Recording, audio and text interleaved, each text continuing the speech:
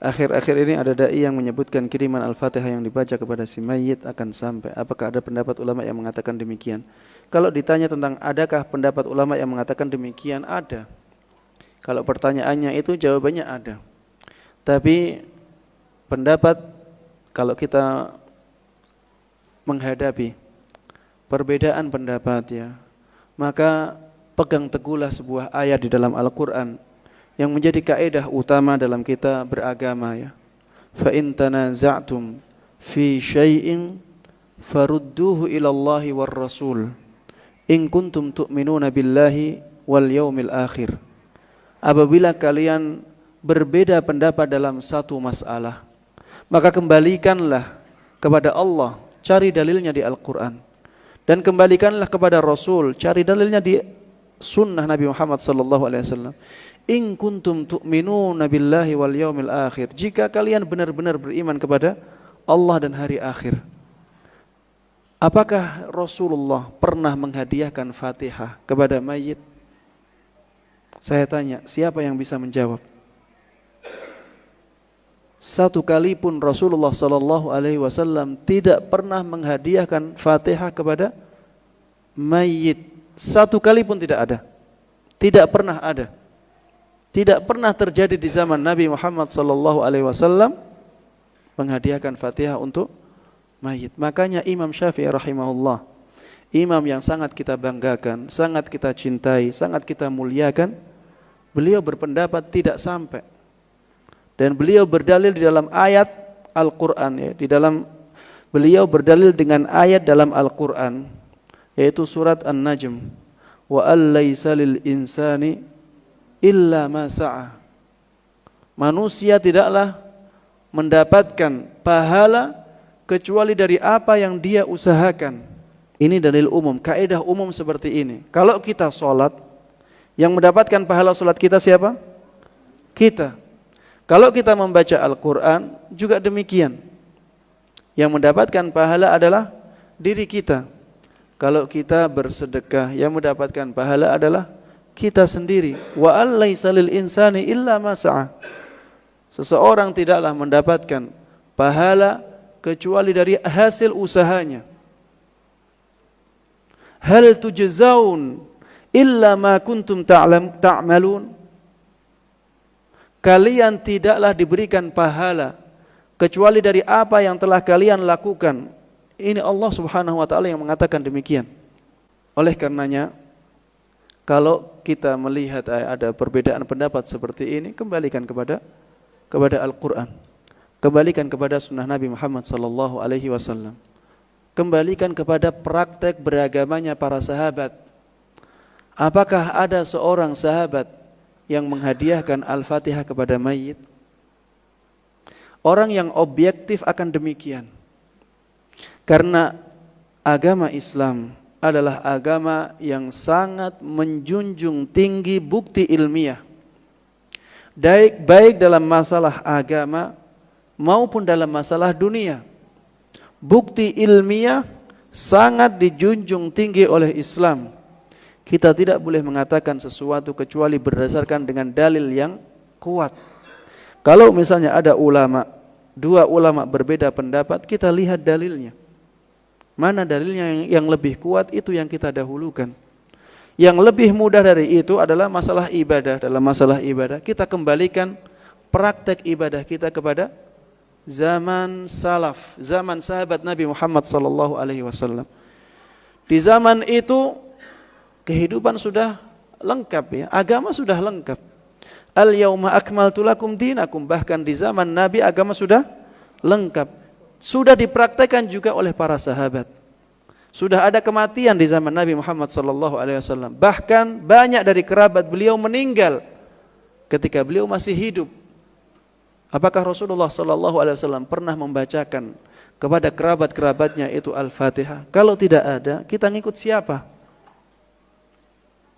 Apakah setelah Rasulullah sallallahu alaihi wasallam wafat, para sahabatnya ada yang membaca Al-Fatihah untuk Rasulullah sallallahu alaihi wasallam? Kalau tidak ada, kita ikut siapa? Rasulullah sallallahu alaihi wasallam dahulu bersabda, "Man da'a ila huda kana lahu minal ajri mithlu ujuri man tabi'ah la yanqusu min ujurihim syai'a. Barang siapa yang mendakwahkan kebenaran, maka baginya amalan kebenaran tersebut, baginya pahala amalan tersebut dan pahala orang-orang yang mengikutinya, tanpa mengurangi atau mengganggu pahala mereka sama sekali. Siapa yang mengajarkan kita Al-Fatihah? Saya tanya. Guru kita. Guru kita belajar dari siapa? Dari gurunya lagi. Sampai pada ujungnya siapa? Rasulullah sallallahu alaihi wasallam. Dengan hadis ini secara otomatis semua bacaan zikir kita, semua bacaan Al-Qur'an yang kita baca, asalkan zikir-zikir dan Al-Qur'an tersebut semuanya benar-benar sahih dari Rasulullah sallallahu alaihi wasallam, maka tanpa dihadiahkan Rasulullah sudah mendapatkan pahalanya. Karena Rasulullah yang mengajarkannya. Semua yang kita amalkan, dari sholat kita, dari zakat kita, dari sedekah kita, dari bacaan Al-Quran kita, bacaan zikir kita, dari siapa kita ambil? Kalau benar dari Rasulullah sallallahu alaihi wasallam dan Rasulullah bersabda demikian, berarti secara otomatis semuanya akan kembali, Rasulullah akan mendapatkan pahala dari kita. Tidak usah dihadiah-hadiahkan. Makanya tidak ada seorang sahabat pun yang menghadiahkan amalannya kepada Rasulullah sallallahu alaihi wasallam. Rasulullah sudah mendapatkan pahala tersebut tanpa kita hadiahkan. Makanya tidak disyariatkan hal tersebut. Ini yang menguatkan pendapat bahwa pahala membaca Al-Qur'an, membaca zikir tidak akan bisa disampaikan kepada mayit, ya. Tidak akan bisa disampaikan kepada mayit. Karena dalil umum yang dipakai oleh Imam Syafi'i rahimahullah tadi, bahwa manusia tidaklah mendapatkan pahala kecuali dari apa? Dari amalan-amalan yang dia usahakan sendiri. Ada pengecualiannya enggak Ustaz? Ada. Yang dikecualikan adalah ibadah-ibadah yang dilakukan dengan harta. Ibadah-ibadah yang dilakukan dengan harta. Begitu pula haji dan umrah. Ibadah yang dilakukan dengan harta ini contohnya apa? Sedekah. Ada hadis khususnya yang menjelaskan tentang itu. Kalau kita bersedekah, kemudian kita niatkan pahalanya untuk mayit, maka akan sampai. Kenapa Ustadz? Bukankah bertentangan dengan ayat yang Ustadz sebut? Tidak bertentangan, karena ada hadis khususnya menjelaskan masalah itu. Sehingga hadis ini sebagai pengecuali dari dalil umum yang ada di dalam Al-Quran, dikecualikan hadis, dikecualikan masalah itu.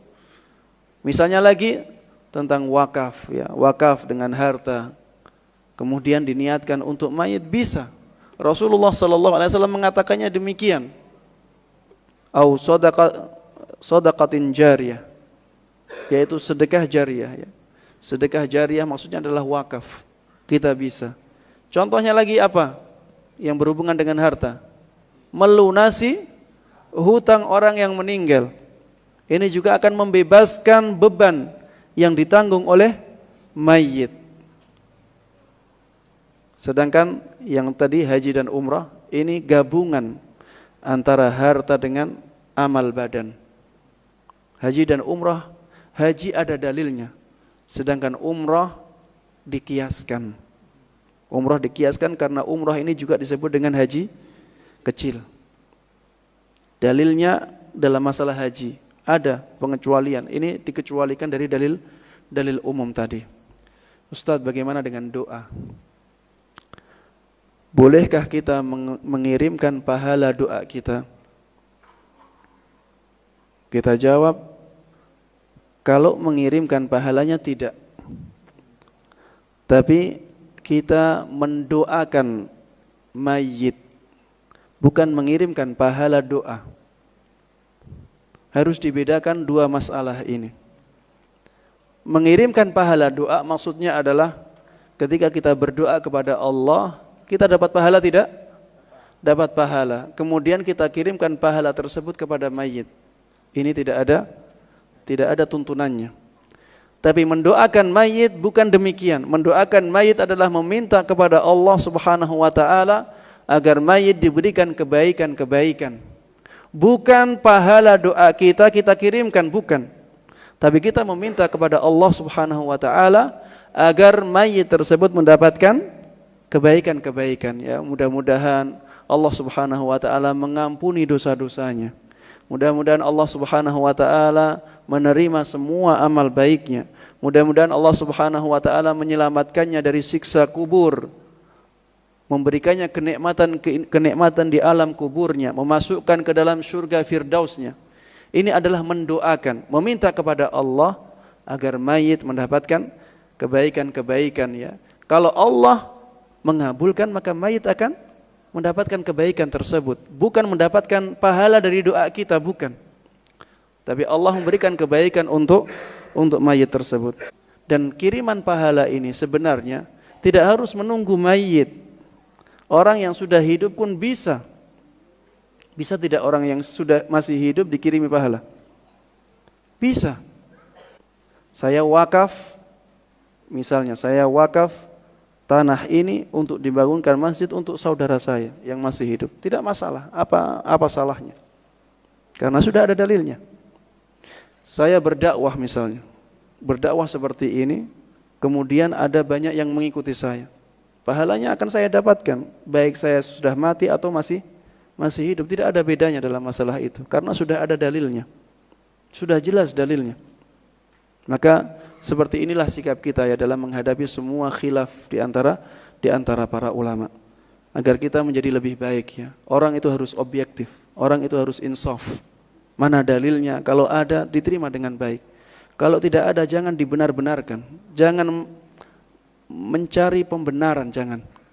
Tapi jujurlah, hadapilah dengan jujur. Kita harus objektif agar kita benar-benar sesuai dengan tuntunan. Kemudian dalam masalah menghadiahkan pahala, ya, ketika kita wakaf atau sedekah, ya, saya selalu mengingatkan hal ini. Jangan sampai kita tidak ingat diri kita.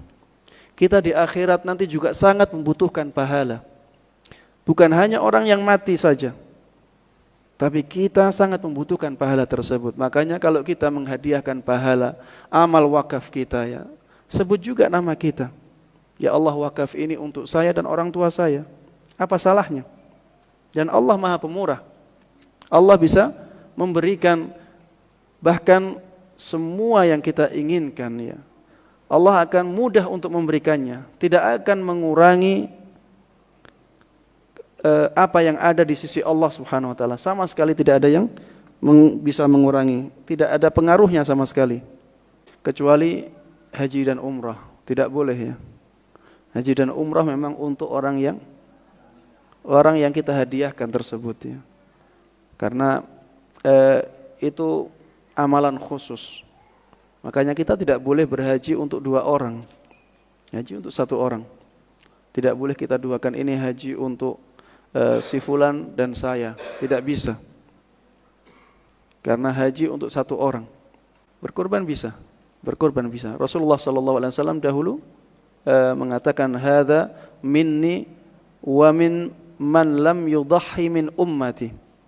Ini dariku dan dari umatku yang belum